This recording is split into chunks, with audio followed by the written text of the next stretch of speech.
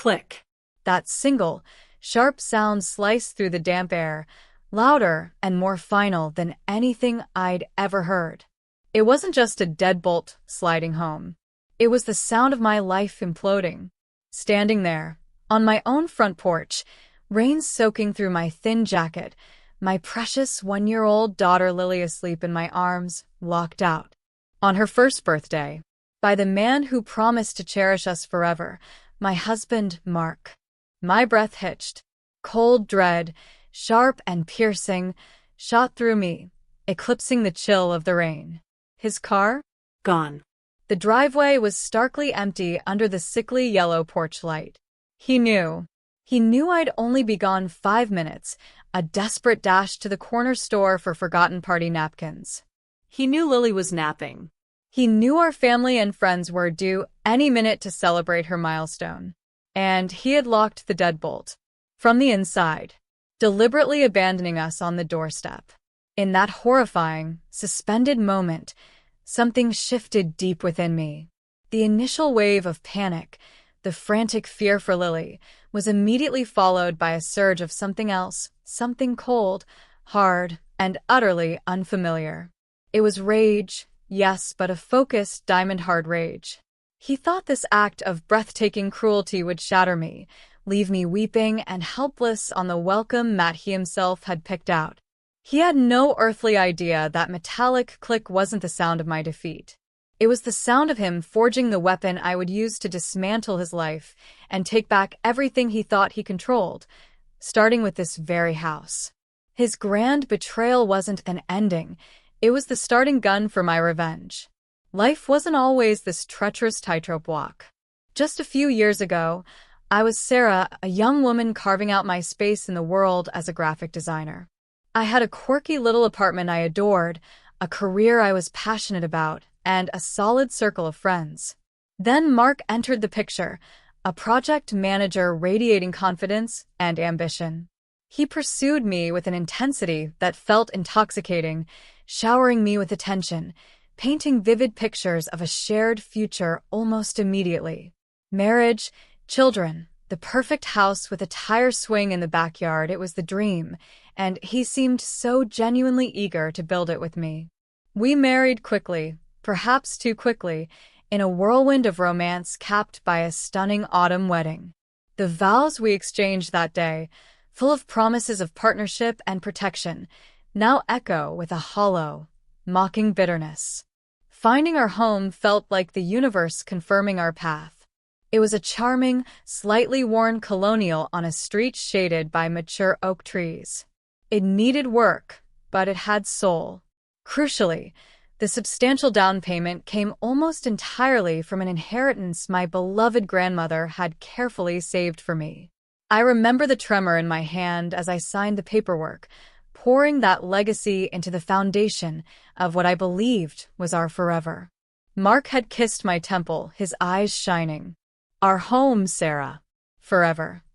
We spent blissful months stripping wallpaper, painting walls vibrant colors, choosing fixtures, imagining the echoes of children's feet on the hardwood floors. It felt like building not just a house, but a life. Discovering I was pregnant with Lily felt like the universe smiling on us. Mark seemed thrilled, doting on me during the pregnancy, seemingly supportive through the blur of sleepless nights and endless feedings that followed Lily's arrival.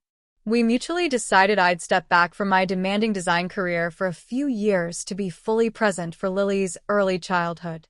Mark assured me we could manage comfortably on his salary. He was the provider. I was the nurturer. It seemed like a fair division, a traditional setup grounded in love and shared goals. Our days settled into a rhythm of baby giggles, stroller walks, the scent of baking, the comforting routine of domesticity. On the surface, it was everything I'd ever wanted. A loving husband, a healthy baby, a warm, inviting home.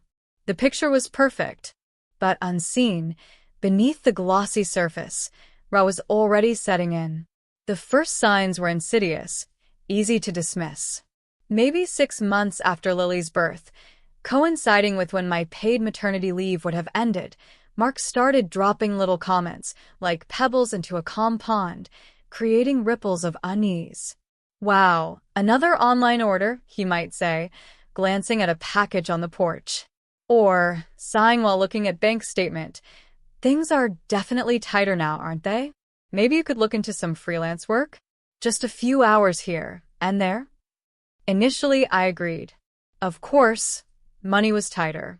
I suggested we sit down, overhaul the budget together, find areas to cut back.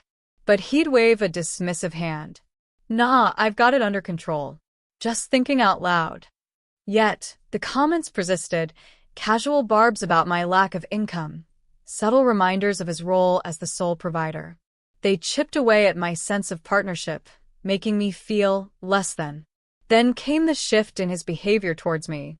He started trivializing the sheer, bone-deep exhaustion of caring for an infant 24/7. If I mentioned feeling worn out, he'd reply with a tight smile, "Must be nice to relax at home all day while I'm busting my hump at the sight." It wasn't just insensitive. It felt like a deliberate minimization of my constant, demanding work raising our child and managing our home. I started feeling invisible, my contributions devalued. His late nights at work began escalating. What started as occasional necessities became a regular occurrence.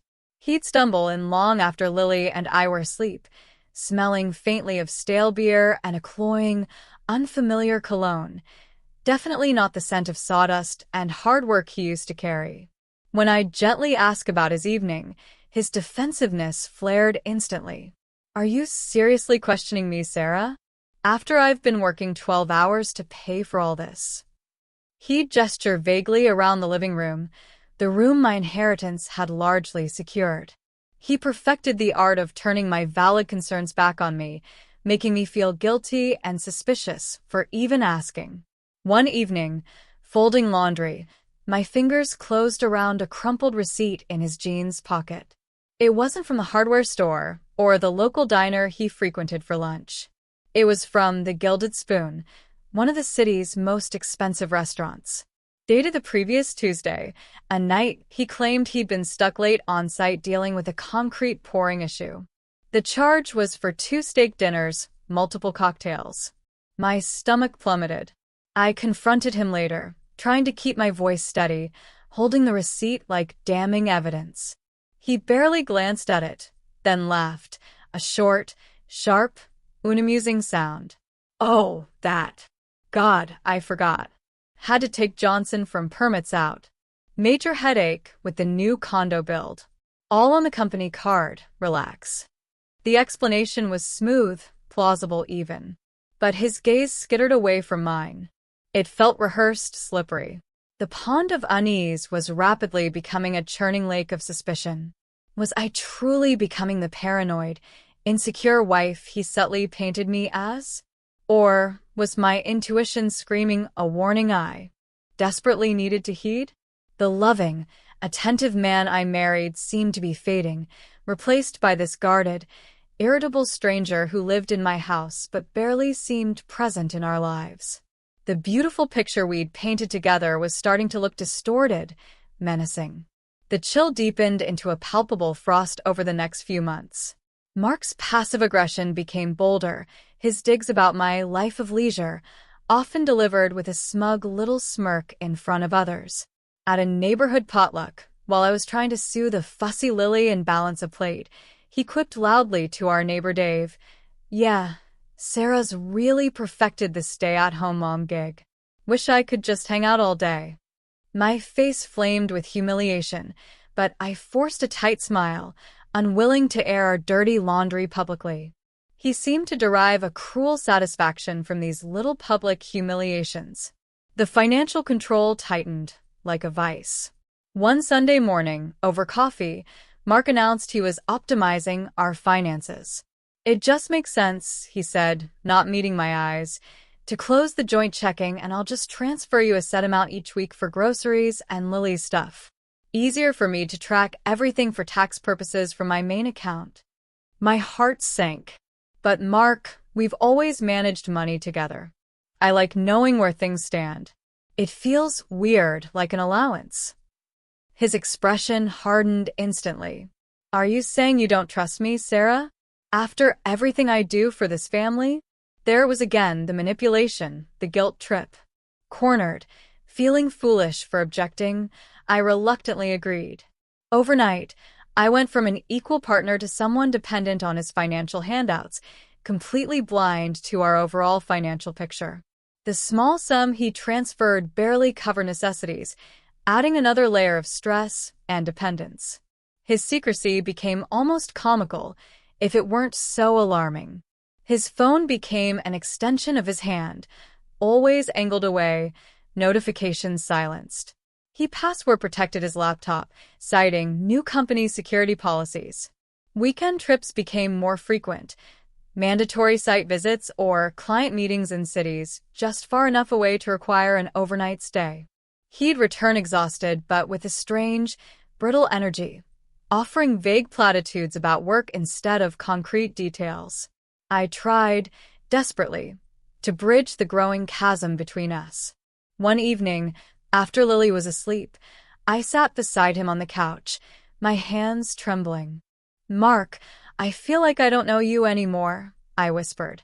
"You're so distant, so angry all the time. And this money situation, I feel controlled and isolated. What's happening to us?" He let out a long, suffering sigh. "Sarah, you're being overly dramatic. You're probably just stressed and hormonal from being cooped up all day. Everything is fine. I'm stressed too, carrying the entire financial burden. Maybe try to appreciate that for a change." Pure, unadulterated gaslighting. He twisted my reality, making me question my own sanity, my own valid feelings. The house, once my sanctuary, began to feel like a beautifully decorated prison. The air crackled with unspoken resentment. Minor disagreements erupted into full-blown arguments over nothing: the way I loaded the dishwasher, the brand of coffee I bought. He became hypercritical, finding fault in everything I did. My confidence eroded under the constant barrage. My gut screamed that disaster was looming, but I felt powerless, adrift in my own home, married to a man I increasingly feared and distrusted. Something had to break. I just prayed it wouldn't be me. The weeks preceding Lily's first birthday were thick with a miserable, heavy tension. Mark's mood swings were erratic, sullen withdrawal one moment, biting sarcasm the next. Planning her small party became another battleground. I wanted a simple, sweet celebration with close family and a few friends who adored Lily. He resisted every detail. $100 for a cake? Are you serious, Sarah? Do we have to invite your sister? She always overstays. Honestly, can't we just skip the whole thing? It's not like she'll remember it. His utter lack of joy, his deliberate efforts to sabotage even this small celebration for our daughter, felt like a knife twisting in my gut. It wasn't about the money, it was about control, about sucking the joy out of anything that mattered to me. We had a tense, whispered argument about it late one night. "Mark, she's our daughter. This is her first birthday. We are celebrating it modestly, with people who love her." End of discussion. He finally relented with a resentful shrug. Fine. "Do whatever you want. It's your allowance money anyway," he sneered, completely ignoring the fact that my inheritance had secured the very roof over his head.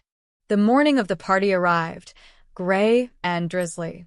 Mark offered a perfunctory happy birthday to Lily, pecked her cheek, and then immediately retreated behind his phone screen, radiating disinterest. I pushed down my hurt and focused on creating a festive atmosphere, blowing up pink and gold balloons, arranging snacks, dressing Lily in her little party dress. Her delighted squeals at the balloons were a temporary balm to my frayed nerves. Guests were due at 1 p.m. Around 12:30, while arranging cupcakes, I realized with a jolt of annoyance that I'd completely forgotten to buy extra napkins. Lily had finally drifted off in her swing, worn out from the morning's low-key excitement. "Mark," I called out, grabbing my purse. "Lily's asleep. I'm just making a lightning run to the corner store for napkins, literally 5 minutes. Keep an ear out. He mumbled something that sounded like, uh-huh, eyes still fixed on his phone. A sudden, inexplicable wave of anxiety washed over me. You'll be right here? You won't leave her? He looked up, his expression irritated. God, Sarah, yes. Where would I go? Just go get the damn napkins. His annoyance felt off, but guests were arriving soon. I quickly slipped out the front door, pulling it shut behind me, the drizzle instantly dampening my hair. I half-walked, half-jogged the short block to the store, grabbed the napkins, paid, and hurried back, the rain now falling more steadily. As our house came back into view, my steps faltered. The warm glow from the living room lamp I'd left on was gone. The house looked dark. And Mark's car, his car wasn't in the driveway. Panic, cold and sharp, began to claw its way at my throat. Maybe he had an urgent errand? But why turn off the light? And Lily, where was Lily? Was she okay? Alone? My hands shook as I fumbled with my keys on the porch. I slid the key into the lock. It turned but hit something solid. It wouldn't unlock. Confused, heart pounding like a drum against my ribs, I tried again. Nothing. Then the horrifying realization hit me. The deadbolt. The deadbolt was thrown. The one that could only be locked from the inside, or with a key from the outside after pulling the door shut. He hadn't just left.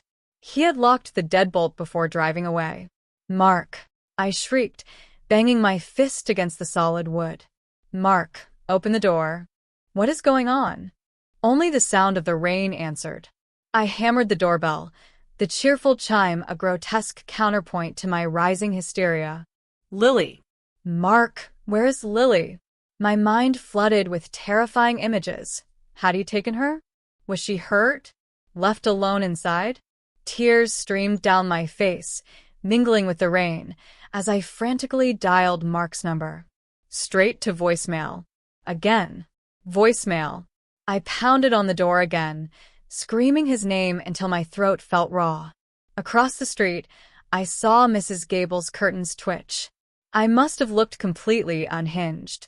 Because I felt it. My baby girl was either inside alone or abducted, and my husband had vanished after intentionally locking me out. The calculated cruelty, on this day, was staggering. Shivering uncontrollably now, soaked and clutching the stupid napkins, I collapsed onto the top step, a wave of utter despair washing over me. What kind of monster does this?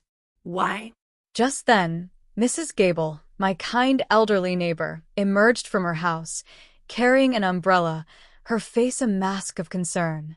Sarah, dear, she called out softly, approaching cautiously. Is everything all right? I saw Mark tear out of the driveway just a few minutes ago. Looked like he was in an awful hurry. My head snapped up, hope warring with terror. Mrs. Gable, I choked out. Did you see was Lily with him? Did he have the baby? She peered at me, adjusting her glasses.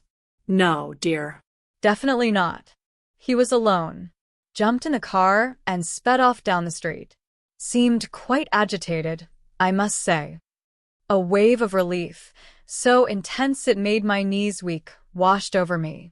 Lily was still inside. Safe, hopefully still sleeping. But that relief was instantly consumed by a burning, white-hot fury. He had left our 1-year-old daughter completely alone in the house. He had locked me out and abandoned her. For what? And then, as Mrs. Gable gently ushered me towards her own dry porch, my phone vibrated in my pocket. Not a call. A notification. From my banking app. My fingers trembled as I swiped it open. An alert from our joint savings account, the account holding our emergency fund, largely seeded by the remainder of my inheritance. Alert. Withdrawal transaction processed.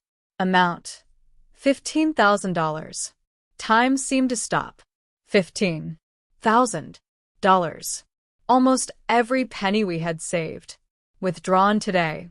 While he was grabbing something for work. While I was locked out in the rain. It slammed into me with the force of a physical blow. The lockout wasn't just spite. It wasn't just panic. It was a calculated move. A diversion. He needed me out, frantic, unable to interfere while he emptied our account.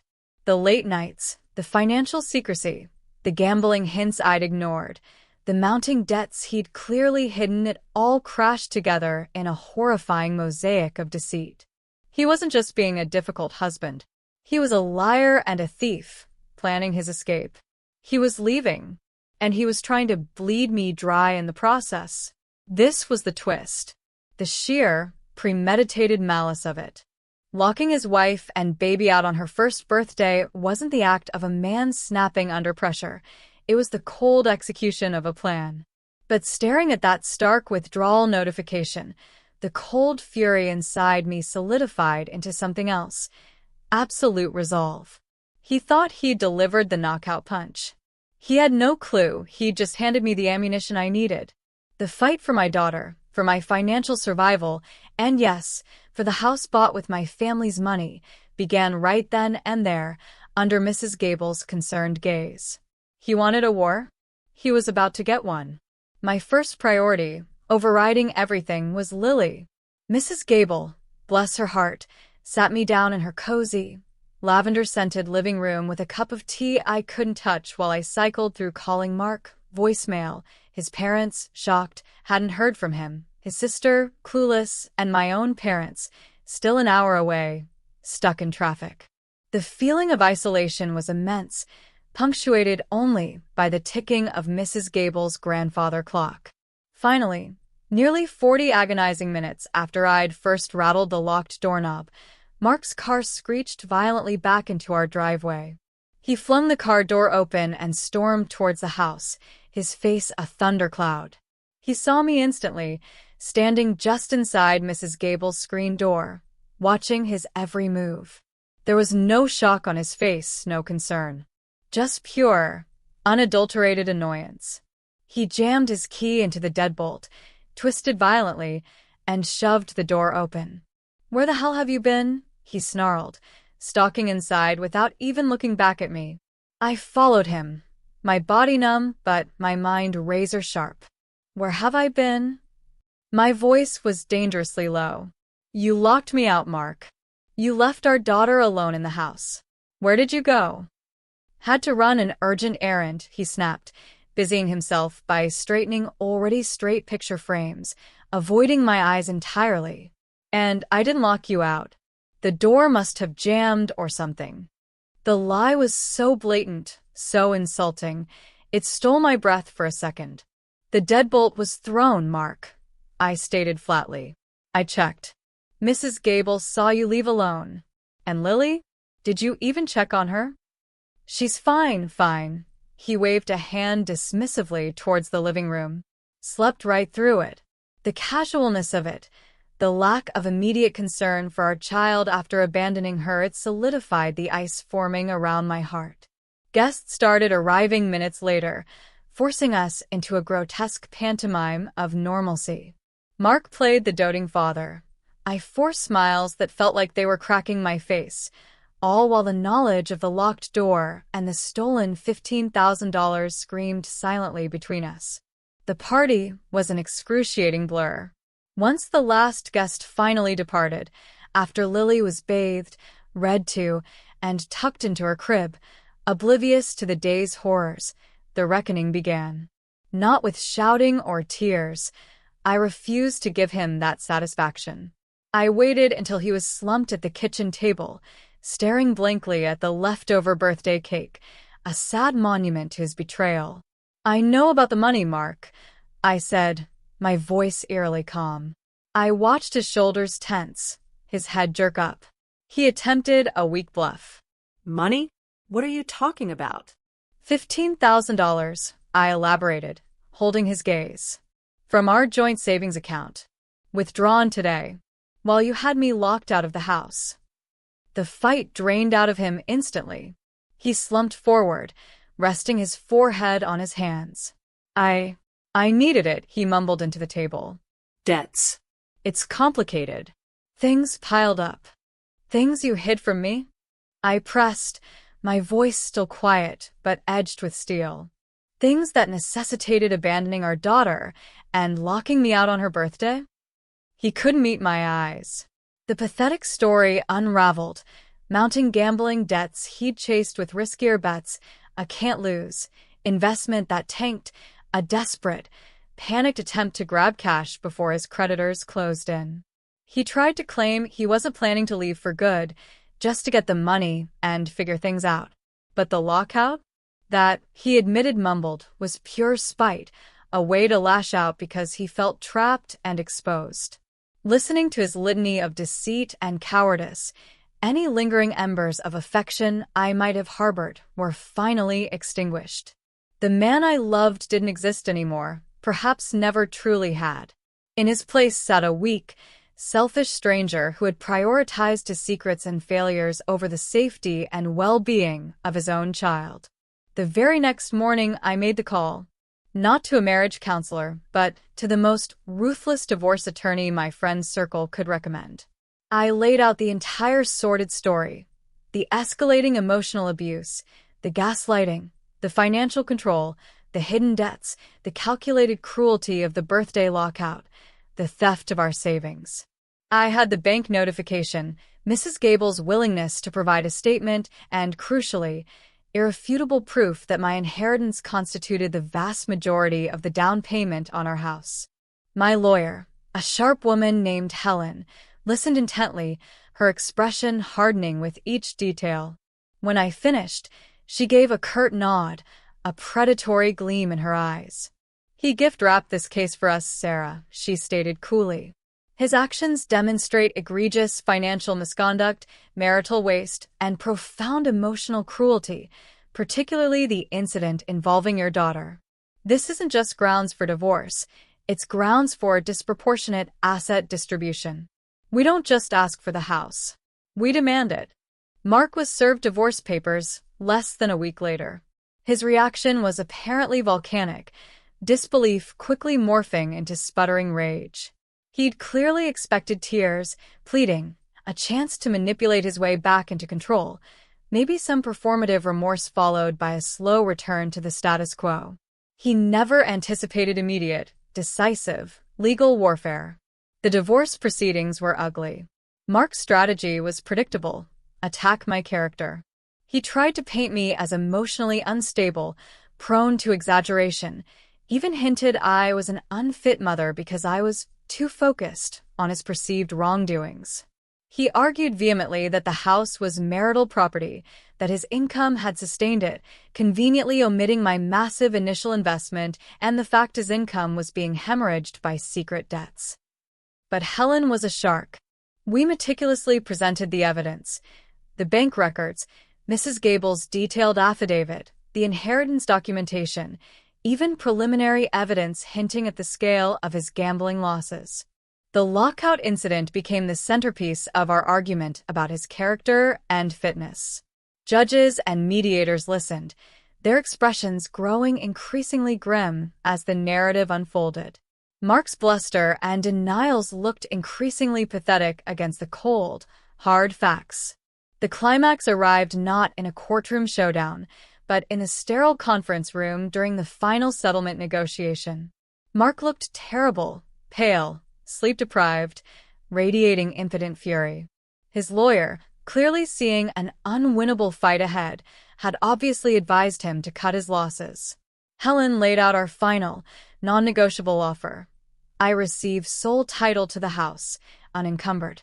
In return, I would not pursue the dissipated $15,000, a pragmatic concession, as it was likely long gone, and would agree to a standard visitation schedule for Lily, contingent on him completing court-ordered anger management and financial counseling. Mark stared at the document as if it were written in poison ink. He looked from the paper to me, his eyes burning with a mixture of hatred and utter disbelief. This was the ultimate humiliation: losing the house, the symbol of the stable life he'd pretended to build but secretly undermined. You planned this all along," he finally spat, his voice trembling. "This whole victim act." I met his furious gaze, but all I felt was a profound sense of calm, of closure. No, Mark, I replied, my voice steady and clear. You planned your betrayal. You locked your child and me out in the rain. You stole our savings. You made your choices. I'm simply making mine now, securing a stable home for our daughter. Sign the papers. For a moment, I thought he might physically lunge across the table. His lawyer placed a firm hand on his forearm. A long, suffocating silence stretched across the room.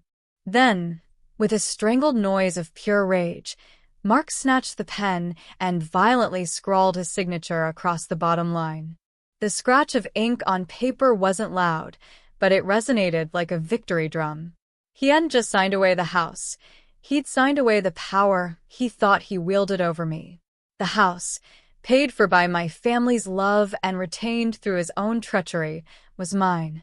The immediate aftermath felt like waking from a long, feverish nightmare. Mark moved his things out within days, his presence replaced by an almost shocking quiet. The house felt enormous, echoing at first, but the oppressive weight of his negativity lifted almost immediately. It felt clean. One of the very first things I did was call a locksmith. Hearing the solid, satisfying thunk of a brand new deadbolt sliding into place, knowing that only my key, could open that door, was an incredibly visceral moment of reclaiming my space, my safety. This was unequivocally my home now, mine and Lily's sanctuary. I started making small changes, painting the kitchen a cheerful yellow Mark had always vetoed, planting roses in the front garden, filling the rooms with music instead of strained silences. News of Mark trickled back through mutual acquaintances. His life unraveled quickly. Without the house equity to leverage or my implicit financial safety net, his debts apparently caught up with him fast. He ended up in a cramped, dingy apartment on the other side of town. He saw Lily on his scheduled weekends, but the visits were often awkward, shadowed by his bitterness. He never offered a genuine apology, never seemed to grasp the depth of his betrayal, trapped in a cycle of resentment and self-pity. It wasn't satisfying to see him struggle, merely pitiable. He'd sown the seeds of his own destruction. My life, conversely, began to flourish. I threw myself back into freelance graphic design, quickly building a roster of clients who valued my work. Earning my own money again, having full control over my finances, was incredibly empowering. Raising Lily alone had its challenges, of course, but the peace and freedom were worth every single one. Our home filled with Lily's happy chatter, the smell of crayons and cookies, the comforting rhythm of our new life. Looking back, the memory of standing locked out in the rain, holding my baby on her birthday, still evokes a cold flicker of the original shock and pain. It's a scar, but scars remind you that you survived. That monstrous act of betrayal wasn't the end of my story. It was the crucible that forged my independence. Mark thought he was slamming a door in my face, trapping me outside. He couldn't comprehend that he was actually unlocking my cage. And the house? It stands not just as shelter, but as a testament to my family's legacy, to my resilience, and to the quiet, unwavering strength found in rebuilding your life, piece by piece, on the very ground someone else tried to scorch. He lost. I won. Not just the house, but my freedom,